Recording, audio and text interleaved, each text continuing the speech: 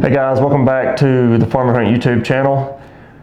We haven't sat around the table and done a video like this in a while, but we mentioned it a couple videos back, and we wanted to sit down and kind of talk a little bit more about sending our calves to the sale. About a month or so ago, we traveled out to Joplin where our calves sold, and so we're just going to kind of break down some of the cost of selling them there, as well as talk about our decision of why we wanted to send them there. I'm just a little awkwardly close. Yeah, I don't really know. Move over a little bit. Thank you. Makes me feel a little better. Why don't you move over? Good point. A lot of you guys have had questions on why we did what we did, or if we made money doing that.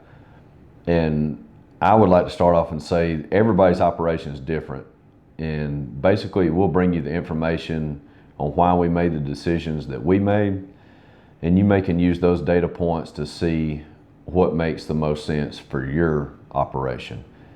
And no one place is better than the other necessarily from one farm or the other. What I'm trying to say there is you may be, according to where you guys are, where you're watching from, you may have a local market that's better than ours, or your local market may be the market we're shipping our cattle to.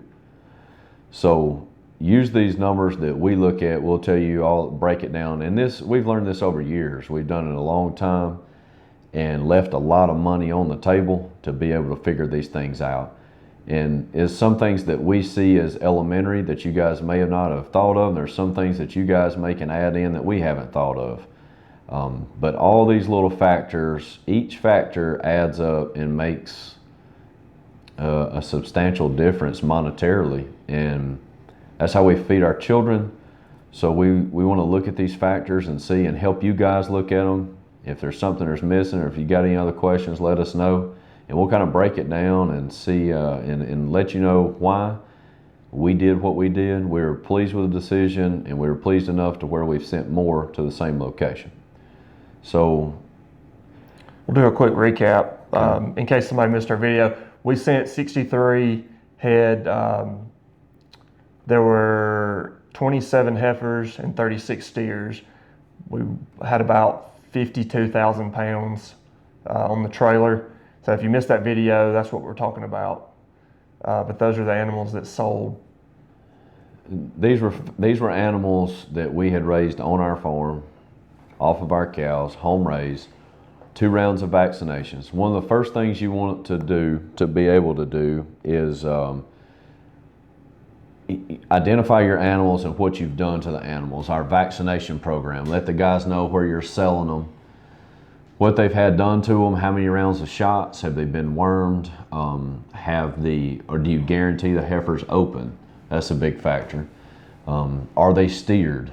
All those things go into decisions. You know, when our steers weighed 850, you don't want to send cutting bulls, obviously, at 850 pounds. So our bulls were turned into steers and they were sent out, and then we had full vaccination protocols and everything called out on those animals. So they were as good of animals as we have raised, and when you have that caliber of animal, whatever it be, what breed it is, and you've taken that good a care of it, those animals sell themselves. You don't have to become a salesman. That product will sell itself, and those buyers can tell it's been taken care of. So we made the decision because we had that caliber of animal. I actually checked with some of the local buyers before we sent them, because I wanted to give some of the local guys an opportunity, if they wanted to keep those animals here, to buy them. And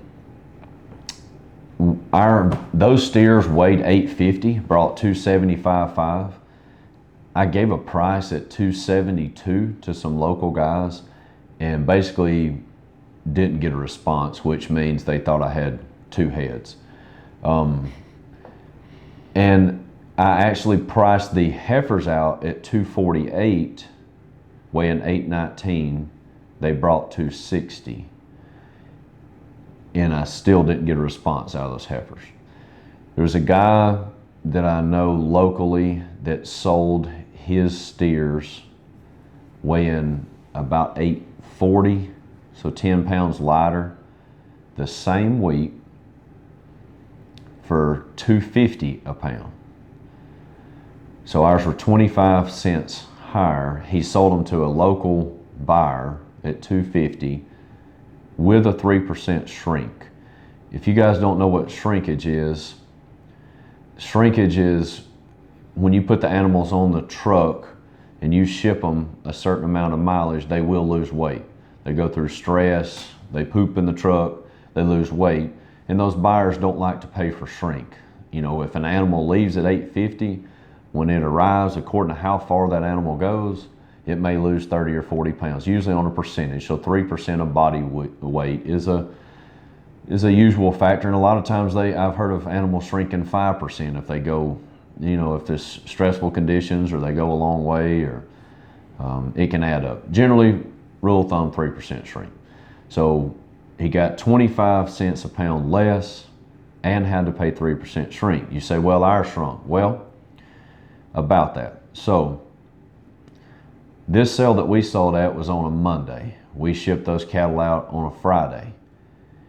And that gives those cattle enough time to regroup, to get back on feed and gain their weight back to what they were right at it before they left. These specific animals left our farm. We had them projected at 850. We had weighed them a few days prior to then. They were gaining 2 to 2.5 pounds a day. We had them projected to weigh 850. When they sold at 851 pounds.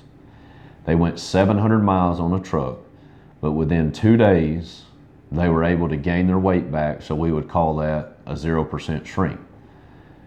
So that is one factor to consider when that buyer is trying to take 3% off of you, or if you take it to a local stockyard the day before the sale, you're losing a lot of weight in shrinkage. And your animal may be losing 30, 40, 50 pounds in a barn, and of what that animal would have weighed on your farm. So that's a big factor to look. And I know what you're thinking. If you sent your calves out there on a Friday and they ate until Monday, feed's not free. And we're going to break that down in just a few minutes as well. Those guys out there are set up with a huge supply of silage, and it's very affordable. This last group that we sold, we basically broke it down, and it cost us about $12 per head to feed them total. So it's not a substantial amount. That's very cheap, but those animals probably gained 30 pounds roughly back. All right, if you were down 30 pounds and you're selling animals at $3.70 a pound, you're over $100 lost on that shrinkage. So it basically cost us $12 to gain back $100. So it's well worth sending those animals out early. Another thing is, if you're sending animals locally that aren't weaned, that's where you lose the biggest amount on shrinkage, is because as soon as you take those animals into a barn, especially if you take them the day before, they bawl until they go in that cell ring. And they don't eat, they don't drink. So a calf that is not weaned yet is really going to hurt you going through a local market just on weight loss. There's a lot of money left on the table for that. A lot of the buyers like to buy those calves because they can, once they get everything settled back in, they gain weight back quick. You know, some pretty easy money for them if they can keep them alive. But we'll just kind of go through and give you an order on our breakdown, why we made the decision, how we make the decision. And then you guys can take that and hopefully make the best decisions for your places. One of the things that we've learned that helps the most in the cattle business, it took us a long time to get here, is 52,000 pounds of beef is a very good bargaining tool. If you have 52,000 pounds, you have a tractor trailer load. And that goes a long way because it makes the buyer's life a lot easier, especially if you have a whole load of steers or a whole load of heifers with consistent weights. That's when you've done all that you can do in our industry. is, for instance, if you have a split load and you have half steers, half heifers, they have to buy other animals to put a load together. If you have a whole load of steers or heifers, their job is done. All they have to do is make a phone call on where those animals are going. When you make their life easier, you get paid more money. And one tool that we use when we're trying to figure out, just keeping a watch on the cattle market in different locations is the Cattle Market mobile app. So you can download that app. There's probably other places you can find pricing too, but you can look at sale barns all over the U.S.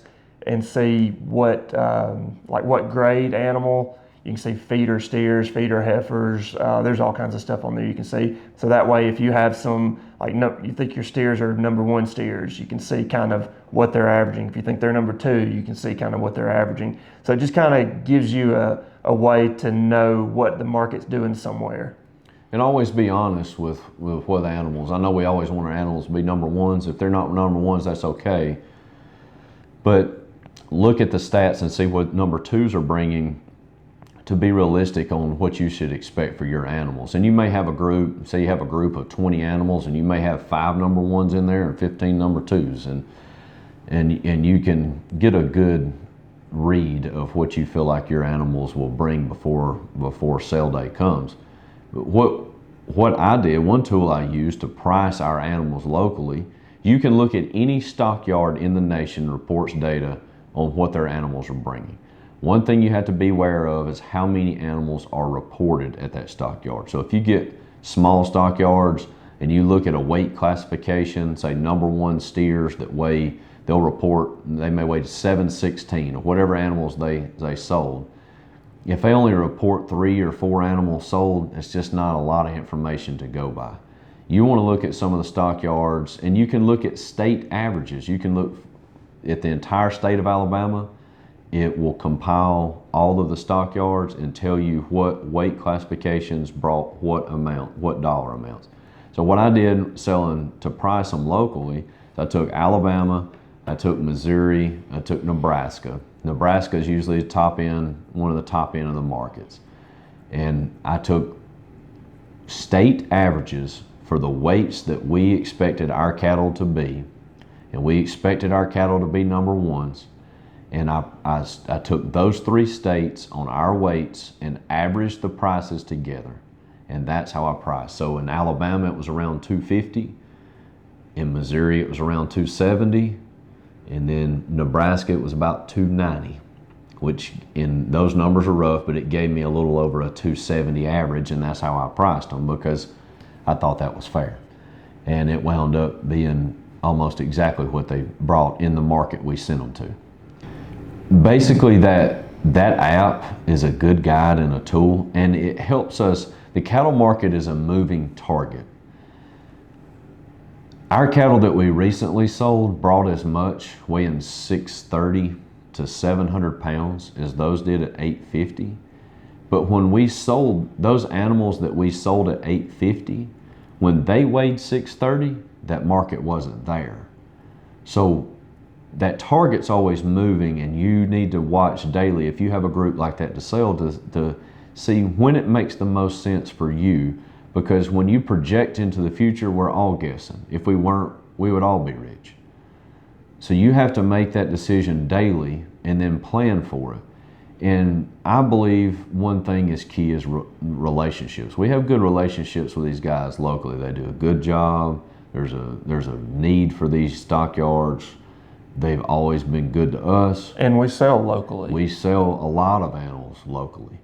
But when we have the work already done for the guys and we have the loads ready and we've done everything we could, then we're basically going to source that load out and see who will pay the most. And that's what we did. And we wound up going to that market. We could have gone more north to a higher market. You're going to pay more trucking, but the biggest factor we had is the time of year we sold. They were having a lot of cold snows there, almost blizzard conditions. You do not want to take cattle out from Alabama, Georgia, Florida and send them into those kind of conditions because it will shock. So After you look at all these other factors, you've got to think about things like weather, because it can really take some money out of your pocket in a hurry. It's all of those hidden things, those factors you have to take into account to prevent from a train wreck. And then you can dot all your I's and cross all your T's, and a head gasket can blow in a truck after you've loaded a load 4 miles down the road. When you think you got it all figured out, you don't have it all figured out. And that's what happened to us. If you haven't watched the last video, we were able to regroup though, and we were blessed enough to get those animals out and get them sold. So I say that to say, cover all your bases that you can. You're always going to have unforeseen things. That's life. Try to have all the information in front of you to make the best decision you can, and then be happy with that decision. All right, let's break it down a little bit for them. We used that app that we were talking about and looked at some pricing for this current week. So this isn't from a few weeks ago when we sold. This is this current week. Here in Alabama, there were some 778 weights that brought $21.79.88 a piece. Gross. That's correct, gross. In Joplin, they sold some 769, so almost the exact same weight, for $23.71.21. So that's a difference of $191.33 right there. Another thing to consider when you're selling in these markets is don't just look at that price, but what kind of fees come along with that. And at our local sale barn, the average commission is about 4%. So on this particular weight class, the 778, they brought $21.79. You're looking at about $87 a head to sell that animal at that barn. Whereas in Joplin, 769 weight, it's about 1% commission, so that's about $22. So right there, a $65 difference from our local market to where we sent our steers and heifers to. So when you add that back to the $191.33, we're at $256 in the good by sending those to Joplin before our other expenses. Obviously, we did have the shipping to get the animals out there, which ran about $54 a head, as well as $12 a head to feed those animals. So right there, when you put all those numbers together, $256, then you take away the $12 a head, as well as the $54 for shipping, you come out to about $190 per head in the good where we sent our animals to. And one thing that you guys can do in trying to figure out your trucking according to where you are, a general price right now is anywhere from $4.80 to $5.20, so a good $5 per mile average. We sent these animals right at 700 miles, easy math, 700 miles, $5 a mile, 3,500. Ours actually came out $3,400 is what our trucking was. But one thing I want to go back to, the difference in that commission, $87 locally versus $22 where we sent them, a $65 difference with a $54 per head trucking. So if you look at that right there, there's $11 a head left there, which the feed was $12 a head. So if you add the feed and the trucking, it's $66 is what it cost to get us there. There's a $65 difference in commission. So by sending them where we sent them, we truly got the trucking and the feeding paid for by the difference of the commission. You ask, well, the shrinkage. I'm glad you asked. Like I mentioned before, we sent them there early. We put them on feed. We didn't shrink. So there you have it. That kind of breaks it down for you and explains the steps that we take to make sure that we keep the most amount of money in our pockets. These local buyers, when they buy them from the south, these cattle, there aren't kill plants for those type cattle in our area. These cattle have to get on a truck. Somebody's going to have to pay the trucking. Either you cover the trucking or the buyer one.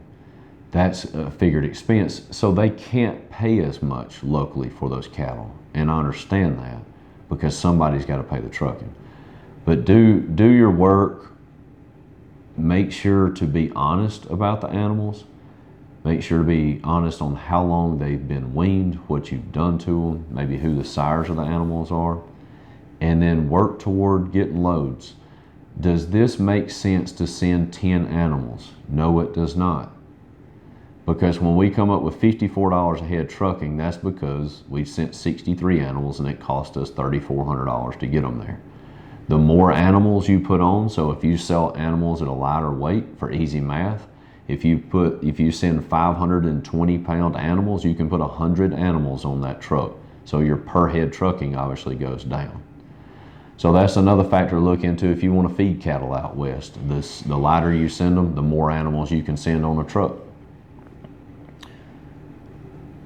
I was about to mention that. Glad you brought that up. So yeah, when you're thinking about shipping cattle on a trailer like that, think in pounds, not in numbers, because we could have sent 70 head if they weighed slightly less. The more heads you get on, in the way prices are right now, and that's why I'm saying look at that market, because lighter weights right now, this week, they're really paying up for those lighter weights. Well, then you get more animals on, and your gross amount that you get per load will be substantially higher. There's some astronomical numbers coming out right now on some 6 weights, and when you're able to get almost 90 head on the load that are bringing that kind of money, there are some checks being sent out that are what I would call worthy of being framed for the cattle business. Yeah. You know, it's just a blessing of time to be in. It won't always be here. In a couple of years, we may be talking about how poverty tastes. But right now, it's good for the cattle industry, and we just want you guys to be able to get the most for your animals, because it took us a long time to figure out all the details that we're telling you right here. So we hope everything that we have mentioned in this video makes sense. We're kind of all over the place and rambling a little bit, but if you've seen our other videos, then you understand that's kind of how we are.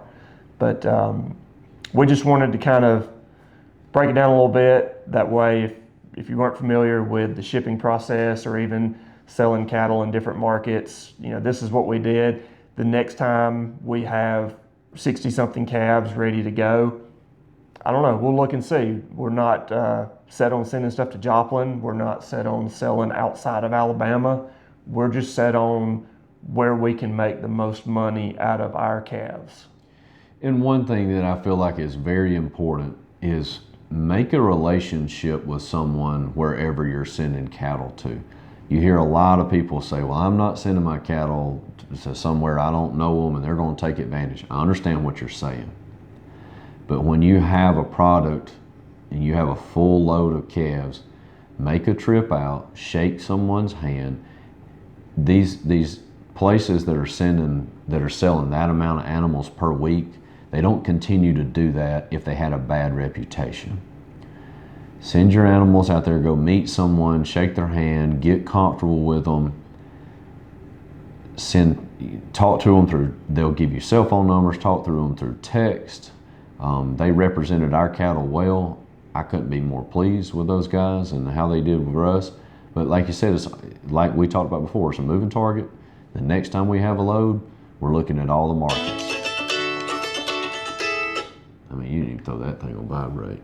Didn't think about it. That ringtone's tough too. So one thing you guys can consider, say if you don't have enough animals to make up a load, is work with your neighbors or your friends and see if you can get a load together. It has to be people that you trust, obviously, and you need to take them to, if you can, one spot to load, 2 at the most. But work together. If you have like kind animals, they don't have to be exactly the same. They will split those animals. If you put 35 on a truck and your neighbor puts 35, you can load them in the compartments, obviously separate, or tag them separate so that they can break your animals apart once they get there, and you can work together to get a load sold even before you have a full load yourself. That's one way that we started with partial loads. We've been selling partial loads for years, but we have good friends, good neighbors that we work with, and we've always had really good luck putting those loads together and selling them. And that's a very good starting point to get you more money for your animals. We have always had better luck with selling more animals that are uniform together. We have always gotten a higher price for our animals, we feel like, than selling a few animals individually. That gives you something to kind of work toward. That's a starting point for you guys. Even if you have 20 animals, you can find somebody that will finish their load, and it helps them cover trucking. It helps you get more for your animal. And if you have any questions about our cattle, the sale, anything we talked about, or even anything we didn't talk about, or something you want us to maybe cover in another video, be sure and leave us a comment. We love reading all the comments. We try to respond to every one of them when we can. Even if y'all want to make fun of Eric a little bit, I enjoy those too. Me too. And guys, going back to that app, that's a tool that we really rely on, honestly, and you just got to put the work in. It's like everything else. When we get ready to sell something, I just start doing the research, and I start breaking down and looking at these different states. I kind of know some barns to look at, and look at the barns, see what the markets are, look at different states from where you are. You may be sitting on top of the hottest market in the United States, and if you are, more power to you. I'm proud for you. We're not. So all we're doing is searching out the best market that we can find that makes the most economical sense for us to get our animals there. And when we get them there, we need our animals to perform. Because one of the most important things you can do is provide a good, sound animal that you have done what you said you have done to the animal, so that it performs for the buyer. And if it does perform for that buyer, they will find you and your animals the next time they go in the barn. And trust me, if your animals do not perform, that word spreads fast, and those buyers will not pay for your animals. So make sure they're the right kind of animals that will perform. The more north you go, make sure that they're English cross animals. Do the research that you can, talk to as many people as you can, ask as many questions as you can, and feel comfortable. At the end of the day, you want to feel comfortable and confident on where you send those animals. That's most important. If you don't feel comfortable, sell them local. So Eric touched on this earlier. We've been shipping these calves to these other markets for several years now, and every time we've done that, we've always been in the good.